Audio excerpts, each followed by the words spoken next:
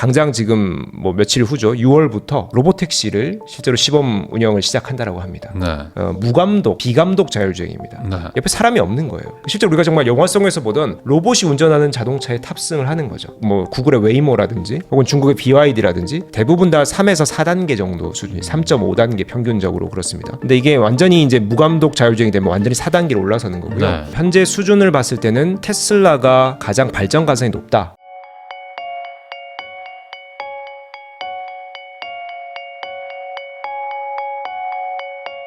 중앙대학교 컴퓨터공학과 김상윤 교수님하고 이야기 나누고 있는데요. 그러면은 지금 AI가 발전되는 곳 중에 이제 특화된 AI, 아까 말씀해주신 어떤 그룹 같은 거는 이제 자율주행이나 휴머노이드 이쪽으로도 특화를 좀 시키고 있다고 했는데, 저는 개인적으로는 지금 자율주행 쪽이 어쨌든 간에 다음번 뭔가 이 일반적인 인간이 큰 돈을 낼 수 있는 그런 분야 중에 하나가 아닌가라는 생각이 좀 들거든요. 운전하는 거 좋아하는 분들도 있지만 사실 운전을 누가 대체해 준다면 그거보다 더 좋은 게 없을 것 같다라는 생각도 들고, 그리고 이제 뭐 교통 흐름이나 이런 것들도 한결 뭐 좋아질 것 같기도 하고, 이쪽이 좀 유의미해 보이긴 하는데, 사실 집 말고 두 번째로 돈 많이 쓰는 게 차거든요. 네. 이 차량, 특히 이제 테슬라 쪽에서 이거를 계속 자율주행을 우리가 제일 빠르다, 뭐 제일 먼저 할 것이다 이런 얘기를 계속 하는데, 실제로도 테슬라가 이 자율주행에 대해서 경쟁력이 있는 건지 아니면 중국이 많이 따라잡은 건지 이 부분도 좀 궁금합니다. 지금 뭐 제가 생각할 때는 테슬라가 가장 발전 가능성이 높다. 네. 이렇게 좀 말씀을 드리고요. 현재 수준을 봤을 때는 지금 여러 기업들이 비슷한 수준으로 지금 경쟁이 치열하게 벌어지고 있다. 이 두 마디로 좀 요약을 할 수가 있을 것 같고요. 다만 최근에 이제 테슬라가 어닝콜 발표를 하면서 일론 머스크가 실제로 이런 얘기를 했습니다. 내년에 완전 자율주행 자동차를 우리는 생산하고 시장에 보급하게 될 것이다. 네. 이걸 이제 아예 뭐 CEO가 이렇게 선언을 한 셈이거든요. 그만큼 자신감이 있다라는 거예요. 네. 그리고 이제 추가적으로 발표하는 것이 뭐냐면은 당장 지금 뭐 며칠 후죠. 6월부터 로보택시를 실제로 시범 운영을 시작한다라고 합니다. 네. 로보택시라고 하는 것이 이게 과거에는 뭐 자율주행 뭐 우리가 오토파일럿이라든지 아니면 좀 어느 정도의 통제된 구역 내에서 자율주행은 지금 진행이 되고 있거든요. 다만 조수석에 사람이 앉아 있어요. 근데 지금 이 테슬라가 구상하고 있고 올해 내년에 지금 이거를 확대하려고 하는 것은 무감독, 비감독 자율주행입니다. 네. 옆에 사람이 없는 거예요. 실제 우리가 정말 영화성에서 보던 로봇이 운전하는 자동차에 탑승을 하는 거죠. 이걸 이제 특정 지역들 중심으로 뭐 10대, 20대 정도 파일럿 테스트를 6월부터 시작할 것이고, 이게 만약에 안전 검증에 이상이 없으면은 내년부터 이걸 뭐 100만 대까지 확대하겠다. 그럼 이제 로보택시라고 하는 것 자체가 이게 우리가 이제 개인이 구입하는 완전 주행 자동차의 어떻게 보면은 시초 버전이라고 할 수 있죠. 네. 이게 이제 뭔가 활성화가 되고 안전이 더 검증이 되면은 완전히 이제 전면적으로 B2C로 판매를 하겠죠. 이런 단계로 지금 나아가고 있고, 실제로 기술업계에서 완전 자율주행을 단계를 보는 것이 6단계로 나눕니다. 0에서 5단계로 얘기를 하거든요. 네. 근데 지금 현재 뭐 오토파일럿이나 FSD 이 테슬라의 수준, 그리고 뭐 구글의 웨이모라든지 혹은 중국의 BYD라든지 대부분 다 3에서 4단계 정도 수준이 3.5단계 평균적으로 그렇습니다. 근데 이게 완전히 이제 무감독 자율주행이 되면 완전히 4단계로 올라서는 거고요. 네. 운전석이 사라지는 경우가 제일 극단에 최종 6번째 즉 5단계 수준이에요. 네. 이게 이제 내년에 가능할까라는, 이제 일론 머스크는 선언을 했지만 시장에서 이걸 이제 기대도 하면서 우려도 하고 있는 것이죠. 네. 다양한 또 부작용들이 나타날 수 있잖아요. 근데 이게 좀 궁금한 게, 결국에는 운전자가 없어지고 뭐 로보택시라면은 이 사고가 났을 때 누가 책임지냐? 그러면 결국에 이 차를 판 회사가 책임지는 거냐? 이 부분에 대해서도 좀 논란이 있을 텐데, 이게 지금 어떻게 정리되고 있는지 좀 설명해 주시면 좋을 것 같습니다. 지금 이게 법제도적으로 뭐 보험 문제도 있고요. 네. 사고의 책임 소재 문제도 있고요. 이게 미국도 여러 개정 법안들이 나오고는 있는데 아직 완벽하게 갖춰지지 않았습니다. 그러다 보면은 이게 자율주행 자동차를 생산하는 업체가 조금 피해를 보거나 책임을 뒤집어 써야 되는 경우들이 펼쳐질 수 있죠. 네. 근데 뭐 이게 뭐 우연인지 아니면 이게 의도한 건지 모르겠지만은 일론 머스크가 실제로 지금 정부 활동도 하고 있잖아요. 네. 그럼 상당히 또 정부에 또 알력을 행사하고 있습니다.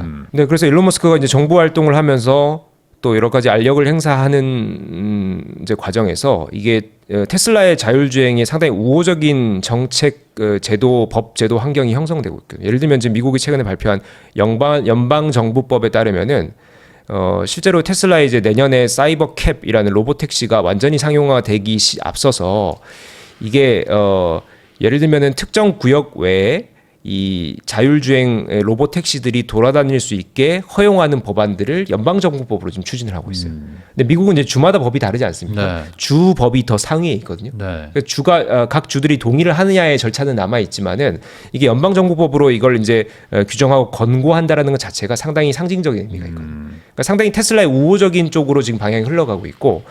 실제로 이제 로보택시라고 하는 것은 이제 구글의 웨이모가 가장 먼저 특정 구역, 우리가 이제 이것을 지오 펜싱이라고 하는데 특정 구역을 딱 정해놓고 펜스를 쳐놓고 네. 그 안에서는 지금 돌아가는 시범 운행들을 하고 있습니다. 대략 미국 전역에 3,500대 정도 웨이모 택시가 지금 운영되고 있는데 네. 이게 이제 기술적인 접근이 달라요. 이제 구글이 접근하는 방식은 라이다라는 위에 돌아가는 이 레이저를 기반으로 한 센서를 지금 탑재하고 있는데 이게 비용이 상당히 크거든요. 네. 근데 테슬라는 몇 년 전부터 그 카메라만 가지고 네. 자율주행을 구현을 했습니다.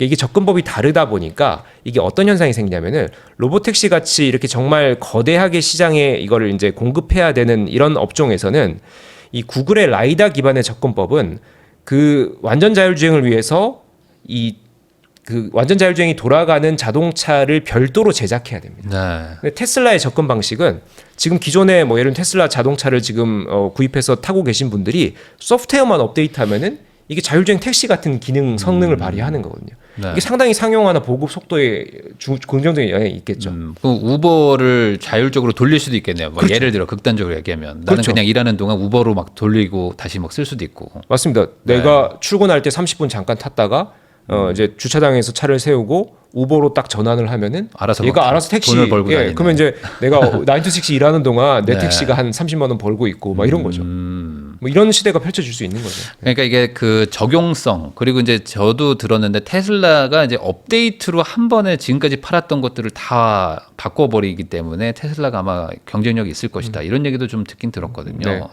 근데 그 중국도 어쨌든 지금 라이다 기반으로 뭐 하긴 했지만 여기도 이제 물량으로 가면서 단가를 막 낮춰서 이쪽도 충분히 지금 테슬라만큼 자율주행이 된다. 뭐 실제 중국 가보니까 뭐 엄청나게 좋더라.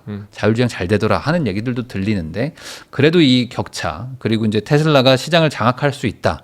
이렇게 보는 게 좀 시장의 의견인가요? 네. 근데 이게 중국의 자율주행 자동차들은 일단은 그 글로벌적으로 진출을 하기보다는 자국 내 시장을 지금 타겟으로 하고 있죠. 근데 지금 어떤 정도 수준이냐면은 최근에 샤오미가 그 자율주행 자동차를 발표를 했고 네. 지금 서비스를 하고 있는데 이 하웨이의 자율주행 기술을 활용하고 있습니다. 그리고 또 BYD도 이 자율주행 기술을 탑재한 자율주행 자동차를 발표를 했는데 이게 지금 테슬라나 구글에 하는 수준보다 살짝 못 미치는 한 3단계 정도 레벨로 지금 알려져 있습니다. 결국 이제 보조 운전을 도와주는 오토 어시스턴트 정도 기능으로 자율주행이 돌아가고 있고, 자 그래서 중국도 상당한 이제 격차를 많이 좁혔다라고 할 수 있는데 최근에 샤오미의 그 자율주행 자동차가 인명사고를 냈습니다. 네. 4명이 사망을 했더라고요. 그 이후에 중국 정부에서 이걸 또 심각성을 인지를 하고 원래 중국의 자율주행 관련된 규제가 상당히 이 뭐라고 하죠 열려 있는 것으로 알려져 있었거든요. 근데 상당히 규제책을 강화했습니다. 네. 이런 점이 또 산업 업계에 또 부정적으로 작용을 하겠죠. 그래서 이제 결국은 뭐 자율주행 영역에서는 중국이 앞서 AI 분야와 함께 이제 미국과 이제 동등한 레벨로 올라서려는 지금 추격을 열심히 하고 있다라고 보시면 되고요. 다만 이게 이제 미국 시장, 미국 기반, 미국의 우호적인 시장과 중국 기반의 시장이 분리되어 있잖아요. 그럼 이게 시장이 이게 합쳐질 수 없다라고 하면은 각자 자국 시장을 기반으로 이게 어느 정도 성공적인 안착을 하느냐가 아마 올해 내년에 아주 이 어떤 이 업계를 주도할 수 있는 이 기술 수준을 좌우할 수 있는 이런 어떤 결과들이 보여질 거라고 봅니다. 그럼 결국에 지금 아직 전쟁이 끝난 건 아니지만 테슬라 대 중국 기업 정도로 지금 한 2강이나 3강 정도로 좀 좁혀졌다고 봐야 되는 건가요? 아니면 뭐 구글이나 뭐 다른 곳에서도 이게 좀 충분히 테슬라를 위협할 만한 뭔가를 좀 준비하고 있다고 봐야 되는 건가요? 네, 지금 이제 미국의 뭐 구글도 어느 정도 기술력을 충분히 확보하고 있고요. 뭐 테슬라만 이제 다만 그 접근법이 아까 다르다 말씀드렸죠. 카메라를 기반으로 하다 보니까 앞서 말씀드린 하드웨어와 소프트웨어 분리가 일어나요. 내가 자동차 테슬라 자동차를 어떤 거를 갖고 있어도 소프트웨어만 업데이트하면은 자율주행 기능이 탑재가 되는 거죠. 네. 근데 다른 지금 중국도 그렇고 구글도 그렇고 하드웨어가 자율주행에 특화된 그 제품을 사야지만 자율주행을 쓸 수가 있거든요. 그러니까 사실 이런 접근법에서 테슬라가 따로 하나의 그룹이고 나머지 업체들이 이쪽 그룹 하드웨어와 소프트웨어가 함께 작동해야 되는 그룹에 속해 있다. 이렇게 또 기술 관점에서 구분을 할 수가 있고요. 네. 다만 이제 기술력 이제 성능 수준으로는 지금 현재는 대부분 3에서 4단계 수준으로 아주 치열한 경쟁을 펼치고 있는데 언제 4단계를 어떤 누구가 안정성을 확보하느냐의 싸움인 거죠. 근데 결국에는 이게 자동차라는 건 소프트웨어도 있지만 하드웨어도 중요하니까 자동차 자체가 또 많이 팔려 있거나 뭐 많이 팔 수 있어야지만 그게 되는 거 아니겠습니까? 기존에 있는 기름으로 이제 뭐 가는 휘발유로 가는 차가 갑자기 자율주행으로 전환될 수는 없으니 결국에 기존에 있는 차를 폐차하고 새로 누군가 차를 사야지만 자율주행이 이제 확대가 될 텐데 그런 걸로 생각하면은 테슬라가 어쨌든 유리할 수는 있겠네요. 네, 그렇죠. 이미 지금 전 세계의 도로를 굴러다니고 있는 테슬라 자동차에 소프트웨어 업데이트만으로 자율주행 기능이 탑재된다라고 하는 것은 상당한 이점이 있다라는 것이고 이게 기본적으로 시장을 빠르게 주도할 수 있는 이게 인프라가 확보되어 있는 것이죠. 그리고 또 하나는 이 소프트웨어 업데이트 과정에서 계속 안정성을 점검해야 되지 않겠습니까? 이미 테슬라의 뭐 작은 테스트 베드들이 전 세계에 뿌려져 있다라고 보시면 되죠. 네. 이게 계속 확인과 검증과 피드백이 일어날 테니까요. 테슬라 입장에서는 소프트웨어를 계속 업그레이드하고 부족한 점을 찾아가는 게 훨씬 더 용이하죠. 그런 의미로 요즘에 테슬라가 다시 또 주가가 올라가는 게 뭐 그런 걸 반영하는 거라고 봐야 될까요? 네, 그 어닝콜 이후에 6월 로보택시 지금 시범 도입이라든지 네. 내년 완전 자율주행 상용화라든지 또 옵티머스 봇에 대한 로봇에 대한 기대들 뭐 등등이 지금 상당한 또 잠재성을 가지고 있다고 시장이 평가를 받고 있고 테슬라가 최근 뭐 전기차 판매량은 뭐 조금 이제 주춤하고 있지만은 네. 다양한 신산업들에 대한 기대가 주가에 반등시키는 동력이 되고 있는 것 같습니다. 그 자동차 쪽은 테슬라가 경쟁 우위가 있다라는 거에 어느 정도 좀 동의도 되는데 로봇 쪽은 사실 이 로봇은 또 단가도 중요할 텐데 중국이 어쨌든 제조 강국으로서 지금 뭐 2천만 원짜리 휴머노이드도 만든다 뭐 이런 얘기들이 나오고 있는데 여기서도 테슬라가 유의미한 어떤 경쟁력을 확보할 수 있다라고 봐야 될까요? 먼저 중국 얘기부터 드리면은 엊그제인가요? 그 제가 유튜브에서 재미난 영상을 봤는데 중국 관영 CCTV에서 생중계를 했더라고요. 로봇끼리 복싱을 하는 거예요. 권투. 그러니까 이게 로봇 팀의 사람 코치들이 바깥에 링 바깥에 있고 로봇 둘이 올라와가지고 서로 이렇게 복싱 싸움을 하는 거예요. 근데 이제 싸움을 막 하다가 한 로봇이 쓰러졌어요. 다운이 됐어요. 그래서 그 상대 로봇 입장에서는 시야에 그 내 대상 상대가 사라지니까 심판을 막 공격하는 거예요. 다른 사람으로 상대를 인식하는 거죠. 네. 그러니까 이게 실제로 또 이슈가 됐던 게 그 유니트리라는 그 로봇 업체 시진핑의 극찬을 듣기도 했습니다. 네. 지원이라는 로봇이 상당히 유명한데요. 이 로봇이 이제 그 우리 어린이 무용단이랑 함께 춤추는 영상이 전 세계적으로 화제가 된 적이 있어요. 근데 그 로봇도 역시나 공연 중에 공연이 끝나고 관객석에 들어가서 관객을 막 이렇게 때리는 장면. 그래요? 네, 또 그 왜 이슈가 이렇게 때려 또? 그러니까 이게 저는 그 일련의 장면들로 중국 로봇 산업의 지금 뭐라 그러죠? 이제 허와실이라고 할까요? 그러니까 중국 로봇 산업이 그렇게 대대적으로 공개하고 막 홍보하고 시진핑도 극찬할 정도로 많이 올라왔어요. 네. 그리고 생태계가 탄탄하게 지금 형성되어 가고 있습니다. 글로벌 탑 수준의 로봇 기업 50개를 꼽으면 한 10개 정도가 중국 업체예요. 네. 그만큼 많이 올라오긴 했는데 방금 말씀드린 것처럼 완성도가 좀 떨어지는 거예요. 마라톤을 로봇끼리 마라톤 대회 하는 것도 얼마 전에 보도가 됐거든요. 근데 재밌는 것이 그 우승한 그 제품이 그 한 연구소의 로봇 제품인데 그 뭐 10km 구간 마라톤을 뛰는 동안 배터리 교체를 4번이나 인간이 해준 거예요. 그러니까 이런 것들도 완벽하지가 않은 거죠. 네. 마라톤을 뛸 정도의 그런 하드웨어가 갖춰지지 않았다고 볼 수 있는. 그러니까 이런 어떤 완성도가 좀 부족함에도 중국의 로봇 생태계는 올라오고 있다. 이게 양면을 좀 볼 수가 있는 거고요. 그런 점에서 이 로봇 분야조차도 중국이 제조업이 강하다 보니까 이게 제조와 밀접하게 관련 있는 분야 아닙니까? 상당한 경쟁력을 확보하고 있다. 이렇게 좀 현 상황을 좀 말씀드릴 수 있을 것 같고요. 뭐 테슬라 사례를 좀 말씀드리면은 테슬라가 옵티머스 3까지 지금 발표를 했습니다. 그리고 이제 테슬라는 아무래도 제조업체이다 보니까 생산 현장에 옵티머스를 빠르게 보급하겠다. 네. 그리고 가정용으로는 이제 중장기적으로 고려하고 있다.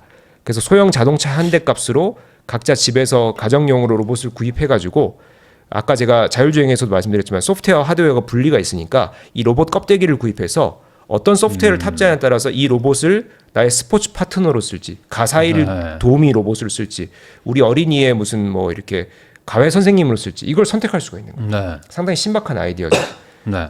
이게 결국 자율주행이든 로봇이든 뭐 AI든 이런 분야들이 하드웨어 소프트웨어 분리를 아주 적극적으로 컨셉을 이제 설정을 했고 일론 머스크가 상당히 혁신가인 게 이걸 이미 수년 전부터 이런 방향을 잡아온 거예요. 네. 근데 그게 맞아떨어지고 있고 로봇이라고 하는 것 자체가 우리가 이제 앞으로 다양하게 확대가 되려면 용도라는 것이 필요하거든요. 이게 우리가 인간에게 의미 있는 효용과 가치를 제공해 줄 때만 로봇이 확대 보급될 거 아닙니까? 네. 그럼 특정 기능을 하는 로봇이 아예 그냥 생산 단계부터 세팅되어 있는 것이 아니라 이후에 소프트웨어적으로 그 기능을 바꾸고 우리가 이걸 계속 업그레이드하고 학습시킬 수 있다라는 것이 상당히 중요하거든요. 그래서 테슬라 이런 접근법들이 자율주행이든 로봇이든 다양하게 시도가 되면서 보완이 되고 상당히 로봇 업계도 우위를 점할 수 있을 가능성이 크다.